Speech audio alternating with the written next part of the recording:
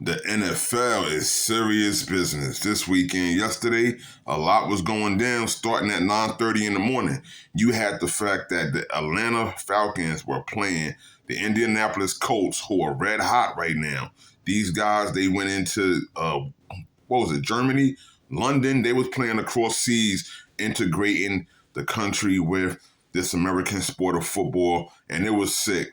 Jonathan Taylor, he had 32 rushes, 244 yards, 3 touchdowns, and 3 receptions for 42 yards. The most in franchise history for a player to ever do something like that and go, wow. He had an 83-yard touchdown run, the longest in international football play since these guys in the NFL have been playing international play and using these stadiums around the world. That has been a record breaker yesterday for Jonathan Taylor and the Indianapolis Colts. Shout out to him. Michael Penix, he tried with 12 for 28, 177 yards for Atlanta. However, Daniel Jones with 19 for 26 and 255 yards and a touchdown took home the victory against the Atlanta Falcons. 28-25, and that was a mean comeback in the fourth quarter because we thought Atlanta had it, and Atlanta was looking real good at one point. Michael Penix and these guys could have closed it up, but that 26-second drill got them down there, and they was able to score and take a win and go 8-2.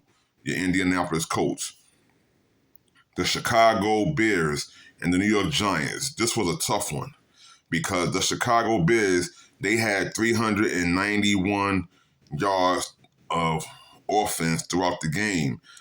The New York Giants had 431 yards. However, the New York Giants had 10 penalties that cost them 69 yards, and the Giants had a turnover.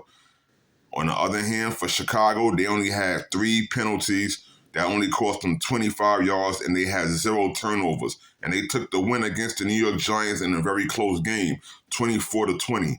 Jackson Dart, this man, he went out there, tried to do what he can do. He was 19 for 29 for the Giants. He 242 yards he threw for. He had a little help with Darius Slayton with 89 yards receiving. But Caleb Williams, with those 220 yards and that touchdown, he had help. C.J. Gardner-Johnson with those 2 sacks. Damn, that safety was putting in work to make sure that this team, Chicago Bears, get to take home a win with 2 sacks, 9 tackles, and 7 of them tackles were solo tackles. So that's pretty tough to do, to go out there and catch a hit and stop a whole play yourself.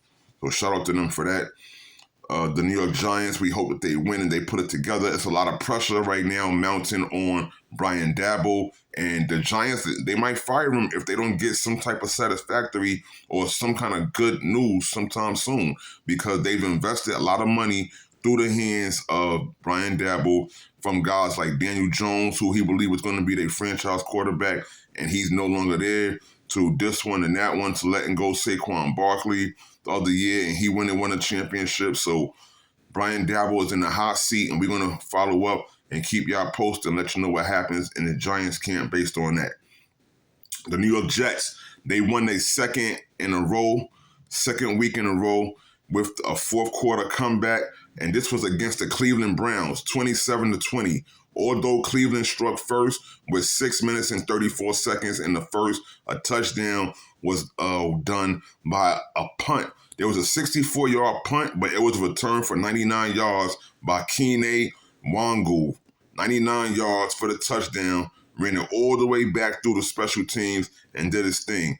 Thanks to a persistent Jets team playing focused, and Breece Hall with 21 carries and 83 yards, and then 1 reception and a touchdown, that helped the Jets seal the deal and to be able to get this win anyway, 27-20 against the Cleveland Browns and Dillon Gabriel. The 2023 first-round selection, Will McDonald, he was getting busy in this game, and he really helped the Jets by getting them 4 sacks that he took in this game here, where he's smashing and thrashing, so he got to get up close and personal with Dillon Gabriel a lot.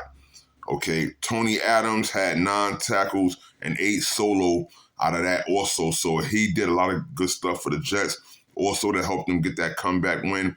And Justin Fields, he only went 6 for 11 with 1 touchdown and 1 interception. Dylan Gabriel, 17 for 32, 167 yards and 2 touchdowns, but it was not enough. Just like Myles Garrett with the 1 sack that he caught against Justin Fields, and the Jets pulled off this victory and was able to go on and win. Buffalo, they've been very surprising. They have not been looking so good lately. They were destroyed, or they took a bad loss yesterday to the Miami Dolphins. Even though Josh Allen threw for 306 yards, 2 touchdowns, he had an interception. But Tua Tagovailoa, he had a strong 15 and 21, 173 yards, 2 touchdowns, and 2 interceptions. Even though he threw 2 interceptions, this was still not a loss for the Dolphins because you had guys like Devon Achane, who had 174 rushing yards, 22 carries, 2 touchdowns, and then Jalen Waddle with his 84 yards and 5 receptions and a touchdown. And Jordan Brooks with 12 tackles on defense, applying that pressure, so it made it very tough and, not easy for Miami to lose. And Buffalo, damn, man, I want to see Buffalo play a lot better and do what they got to do because people want to see what's going to happen in the AFC. The playoffs are shaping up right now. Buffalo's always mentioned every year along with the Ravens. The Ravens also played yesterday. They had a good win with Lamar Jackson returning back. Isaiah Likely was in there doing what he do. You had Mark Andrews, everybody. It's like the system was working because now you have the main guy back, Lamar Jackson. So we're going to see what happens from there and hope Baltimore goes on and do what they do and see if them or Buffalo can move on and probably have a better year this year since the Kansas City Chiefs are struggling with it and not really doing the best that they could this year. The Los Angeles Chargers, they won against Pittsburgh last night, 25-10. Justin Herbert, 320 yards. And then you had McKinney, who did his thing also. But the Los Angeles Rams, they won 42-26 against the San Francisco 49ers. Justin Herbert was doing what he do. Lad McConkey, he had 107 yards. That was pretty crazy. Detroit, they won 44-22. Jahmyr Gibbs, 142 rushing yards. That game was pretty special. Now, the Eagles and the Green Bay Packers are playing Monday Night Football tonight. Check them out. It's going to be a real good game. It's going to get physical. Michael Parsons and Jordan Davis and all of them. Philly has a good defense, and so does Green Bay. So I'm looking forward to seeing what really happens and what goes down because this should be something pretty special on this Monday night. 2 really good, efficient teams and squads that are both looking for a little bit of glimmer of light into this shallow season that's already been looking like. So something's got to give. 2 good quarterbacks, Jordy Love